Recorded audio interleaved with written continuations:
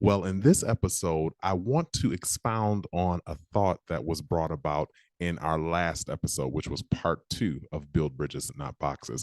And what that episode spoke to was the idea of a safeguard in life, a safeguard that helps you transition from one point A to B, from a college student to a successful business owner, from a business owner to a successful philanthropist. Wherever point A, B, or C is, wherever point you're starting or where you are, safeguard a bridge will safeguard your transit from that place to the next. And one of the things that we mentioned in that episode that I think was great to understand is a safeguard as a vision for your life, a vision for your business being a safeguard, a tool, a thing that you use that helps your transition or your commute from one place, from one position in business, be it a new startup to a successful Fortune 500, if you will. So the vision being the safeguard, being the bridge that will help make your transition much easier. So I want to dig into on this episode 3 steps to fulfilling your vision, or how to construct and fulfill your vision for this year and the years to come. So I want to take this conversation firstly from scripture. And I do that because I feel that this gives us a foundation that we can best understand the function and the need for a vision. We take that first from Habakkuk 2:2. And I want to make this scripture reading for you clear, but I want to read it out loud just so you can know where I'm coming from. Scripture where he's seeing all kind of issue and calamity and dysfunction in the earth realm, and he's positioning himself to hear from God on how he could bring remedy, or what he needs to do, or to not only reposition himself but to bring a solution and remedy to the earth. So he says in this scripture, I will stand upon my watch and set me upon the tower, and will watch to see what he will say unto me, and what I shall answer when I am reproved. Habakkuk 2:2. And this is where we take the foundation of what it is that we want to talk about in this episode. And he said, the Lord said unto me, write the vision and make it plain upon the tables, that he may run that readeth it from. So we have to understand that, and this is the framework from where we're talking about, that God gives us 3 specific steps that we can take in order to fulfill purpose. We understand that vision has to do with a statement or a clause in our life that speaks to the purpose, the overall purpose of God in our life. So the vision is now giving you direction. It's now giving you direction. But in order to fulfill, or even get clarity of the vision, you must first do these 3 steps. You have to write it, like the scripture said. You have to read it, and then you have to run with it. So understanding that you have to write it, that is very literal, like taking a pen and writing it out. Now, sometimes we may use tablets, computers, whatever your source of writing is, but what it is you must take the words out of your mind, out of your heart, and put them in front of you so that you can see the plan of God objectively for yourself. And that gives you an opportunity to, now when things get a little topsy-turvy and you're unclear about things, you can go back and refer to that document. That's the whole point of writing it out. So you have a document that you can refer to that keeps you in alignment. You have to understand that the vision is meant to govern your activity. Now, therefore, if we take this conversation a little broader, and I want to do that just to bring a little more clarity, there are 4 things that we do that encompass the purposes of God for our life. There's our mission, our vision, our strategy, and then our goal. Your mission in life speaks to who you are, the value that you carry as an individual. So let's take me, for example. My mission is in life, and this is something that you can adopt for yourself. It's not exclusive to me. My mission in life is to love the Lord my God with all of my heart, soul, and mind, and to love my neighbor as myself. That's my mission. Simple, plain to the point. My vision, however, my vision for my life is to represent God, edify his people, establish communities, and underwrite kingdom initiatives in the earth realm. That's my vision, period, blank. Very simple, very, very cut and dry. Okay. That's my mission and my vision. So vision and your mission communicate your purpose. Understand that your vision and your mission communicate your purpose. The mission specifically, speaks to who you are, your values, what character you carry. The vision, however, the vision speaks to who you want to become, what you want to become in the earth realm. Okay. So your mission speaks to who you are, your values. Okay. So if you take my mission, for example, my mission is to love the Lord thy God with all my heart, whole soul, and mind, and to love my neighbor and myself. So what do you think my values are? Just listening to that mission statement, my values are my relationship with the Lord and also my relationship with people. You can say that. You can say, I value God and I value people. I value relationship. Simply put, okay? When you talk about my mission, my vision to represent God, to edify his people, and to establish communities and underwrite kingdom initiatives in the earth realm, that speaks to everything that I said in my mission. It all communicates purpose. It all communicates purpose. But then we have to go a little deeper than that, because just having a mission and just having a vision will not fulfill purpose. You have to now, like the scripture says, write the vision so you're recording it so that you can go back and refer. You can go back and remind yourself. Other people can read it and say, no, this is where we're supposed to be. This is the intent. This is the objective. Okay. You record it, you write it, but then you have to do one other step. Read it. You have to read it, not just once, not just twice, read it over and over again. And not only read it, and I like to say revise it, because guess what? Your revision is not absolute. You may start off one way and end up going another. Take individuals that graduate from high school and matriculate through all the layers of education and then get to college. And now they say, well, I want to do this freshman year, but then sophomore year, they're like, I don't think I like that no more. It's okay. I think so often we are scared to be in error, and we think that we have to get it right. We have to be perfect. The vision has to be perfect. If it's not said perfectly, if it's not done perfectly, if it's not eloquent, and if it's not grandiose, it's not really God. And that's not true. Because the next he said, if you understand the scripture that we read, write the vision, make it plain. Make it plain. Stop trying to make it so complex. Stop trying to be so deep and wonderful. Make it plain. Why? Because you need to understand it, but also those who need to read it after you need to understand it. So the people that you're assigned to engage with, the people that you're assigned to do business with, to do life with, they need to be able to clearly understand it as well. You understand that? So don't make it complex. Make it plain. Just take an athlete, for example, a track star. We'll take a track star. Now I go to the tracks in the summertime, and I see these people, they run circles around me. They go around the track 5 times before I make it once. Why? Because they're trained athletes. Their body is conditioned to do that kind of thing. You know what I mean? Not only that, they run and do track star stuff, run over hurdles. Well, if I tried to do that, it would not work because I'm not conditioned for that. You understand what I'm saying? You don't have to make it complex. But guess what? What that gentleman or that young lady that's able to do all the fancy things and run and jump and 100-yard dash and jump hurdles and do all that stuff, that's a special, unique skill that's unique to her. Now, can I obtain those skills? Yeah, with practice. But guess what? There are more people that can jump on the track and do what I do, just walking around 5 times, jogging around 5 times, than can do what he or she is doing with all the fancy jumps and hurdles, etc. You understand what I'm saying? So making it plain, sometimes we think making things plain takes away from the quality, or it doesn't add enough specialness to it to make it valuable, but that's so untrue. You know what? For those that know me, I'm a foodie.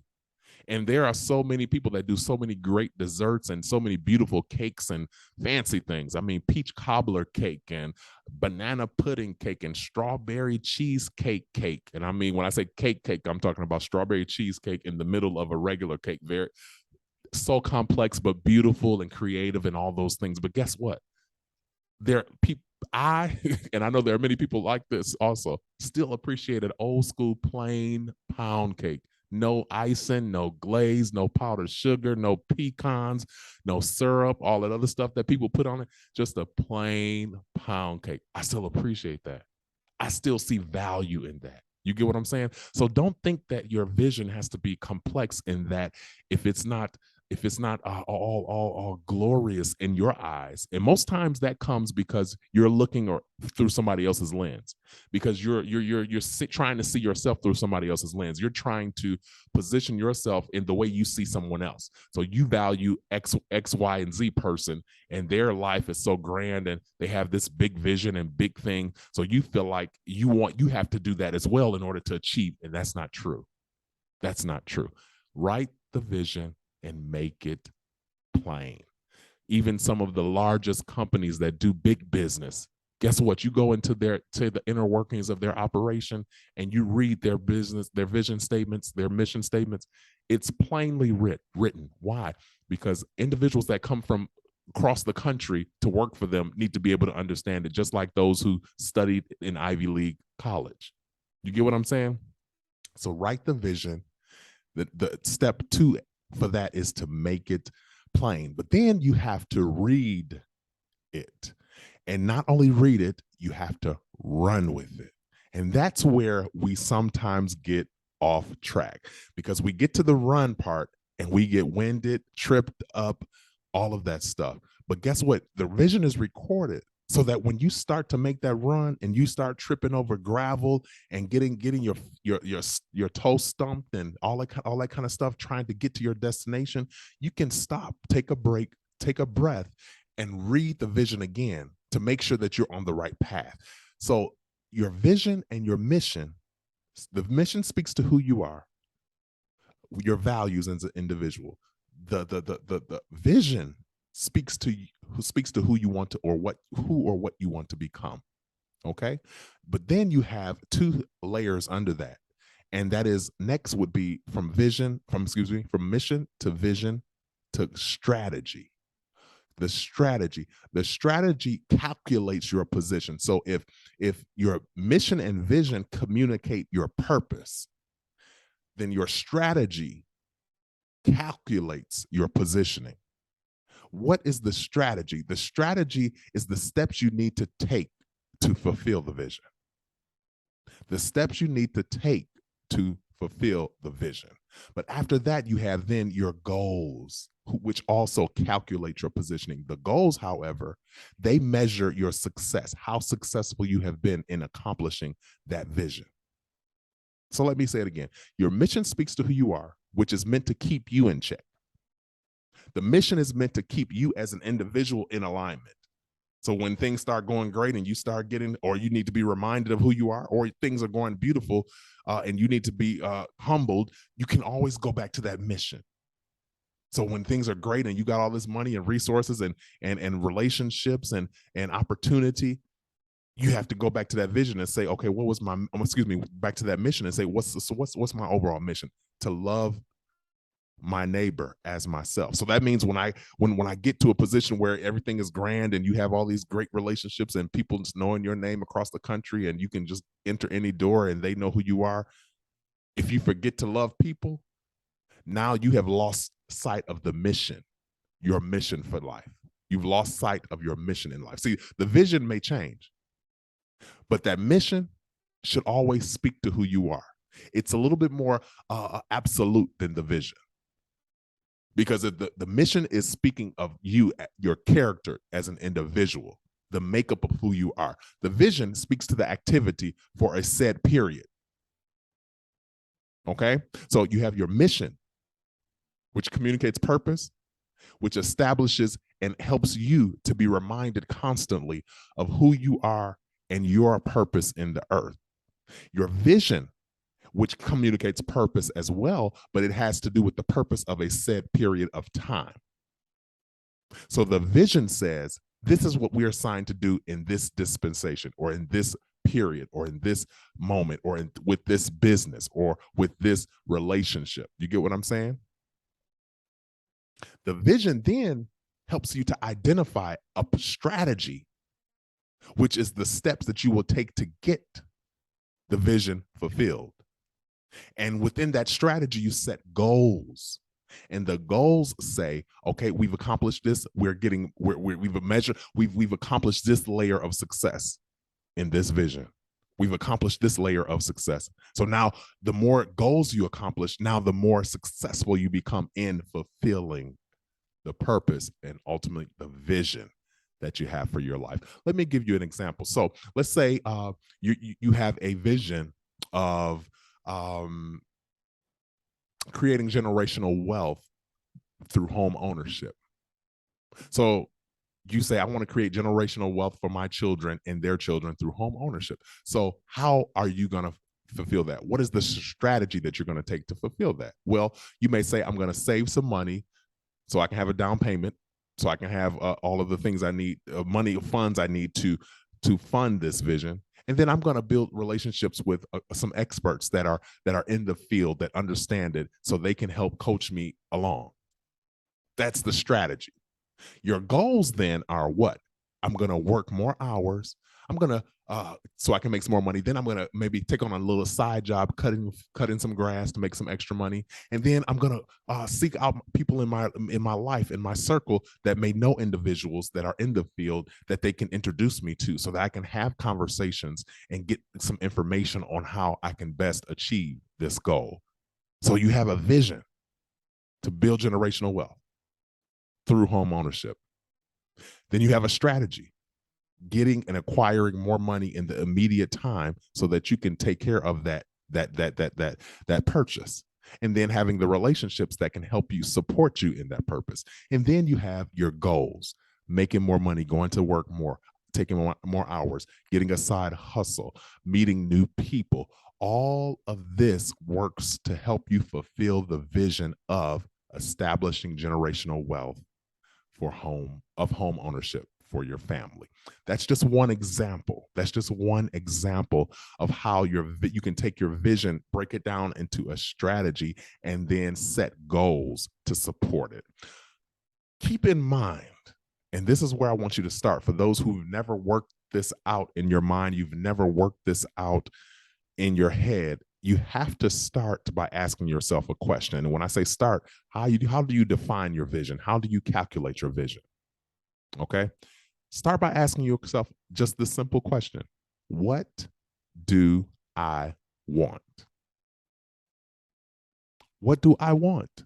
Now, sometimes that's very, very challenging for people. If you're like me and you've been out with people who sit at a table and go out to eat, we've planned this outing for a week, and you get to the table and it takes you 20 minutes to decide what you want. Now, that's not me. I'm talking about some of the people I've had to go out and eat, because I'm the kind of person that when you invite me to go out to eat and tell me we got to make reservations, we're making reservations at so-and-so restaurant, I've already been on Google and seeing what they had to offer and decided kind of between one or two items that, I got to try this, or I want to try that. It could be the foodie in me. It could be just the whatever, I don't know. But I'm the one that when I come to the restaurant, I don't even need a menu, unless I'm just trying to refer to it so I can remember what it was that I wanted. But I already looked at it and I already said, ooh, I'm gonna try this. So I've already gauged before we got to the restaurant whether it's going to be one of those restaurants that I'm going to just get an appetizer and dessert, or if I'm going to really go here hungry so I can pig out and really enjoy myself. I've already decided that by the time we get to the table. But then there are people who are not like that. There are some people who get to the restaurant and they look over the menu 100 times. It's like, it's the same thing. What you keep flipping that menu over. It's the same thing. What you got to take? Then you got to sit and try to coach them along. So what you want? You want hamburger? I don't want some beef. Well, you want a steak? No, I don't want. So then you just get down to it and you say, I order for you. I've done that before. I've done that. I got you. I got a good palate, and I can just about know what you like. And I say, you like this? You like onions? You like mushroom? You like? Okay, I got you. Get this. I'm telling you that sounds good. That's me. So especially if it's a restaurant that I'm familiar with. But the point is, when you sit down, sometimes you don't know what you want. So a better question for those individuals who don't necessarily know what they want, ask yourself the opposite. What do you not want? Now, we're talking about your vision still. If you can't answer the question of what do you do want, what do you not want? And I guarantee you, asking that question will help lead you to what you don't want. What you do want. Asking the question of what you do not want will help lead you to what you do want. So sit down. If you're in need of preparing a vision for your life, sit down, ask yourself one of those two questions and write down what comes up. After you write down what comes up, then you construct a statement that encompasses everything that you spoke and make that your vision for said period, for your life, whatever, but make that your vision and understand that the vision can be adjusted. It is not absolute. You don't have to be so married to it that you can't revise it. It can be revised. A vision is for a set period. So your vision in this stage of your life may be completely different 10 years from now. May be completely different 5 years from now. It may be completely different 2 months from now, next year. You get what I'm saying? It can be adjusted. So don't stop being so concerned about making an error, and stop being so concerned about writing it and sticking to it to the point where you feel like it's got to be everything you want all at once. You know what I mean? If you don't know, it's okay. Ask yourself the question and allow yourself room to get clarity as you go on your way. Okay. Once you get that clarity, take the information, the data that you acquire, and construct that vision statement for your life. Okay? And do this for every area of your life. You should have a vision for yourself and as an individual. You should have a vision for yourself as a business person. If you're one that has a business or an entrepreneur, you should have a vision for your finances. You should have a vision for your relationships. There should be a vision. You should have a vision for your health and wellness. Every area of your life should have a vision, but keep it plain. I know it sounds like a lot. Keep it plain. Write the vision, make it plain, that they may run that readeth. You have to write it. You have to read it regularly, but then you have to run with it. And after you run with it, you have to refer to it and remind yourself of where it is you're going. Your vision speaks to your activity. It helps keep your activity in life in alignment with what it is that you said you wanted. You understand that? So now when things come your way, opportunities come your way, people come your way, those who have a vision for a relationship, and I'm speaking to some of the ladies right now who want to be married, and you want to have a beautiful wedding and family and a marriage. Write a vision for what you want in a man. What's the vision? What's the vision for your marriage? What's the vision for your husband? So that way, when bruh man come your way, you will have at least some inclination on whether or not he's the one or not. If he meets, now I'm not talking about a checklist. Understand me. I'm not talking about this laundry list of checklists that he got to be this, and this. I'm talking about a simple, plain statement of what you would like in a man. That's just one category, a vision for your relationship. Your finances. How much do you want to make a year? How much do you want to acquire financially in a year? What's the vision? Make it plain. You understand what I'm saying? So write the vision, make it plain, read it, then run with it. Refer to it while you're on your run. Remind yourself of what it is that needs to be done. And as you're out running, you may have to take a moment or two, maybe, to revise it, upgrade it. You understand what I'm saying? So the three steps to fulfilling purpose: write the vision, make it plain, read it, and run with it. This has been the Build on Beauty podcast, where beauty is born skin deep. I'm your host, Cornell Jermaine. Until next time, let your soul be made whole. Take care.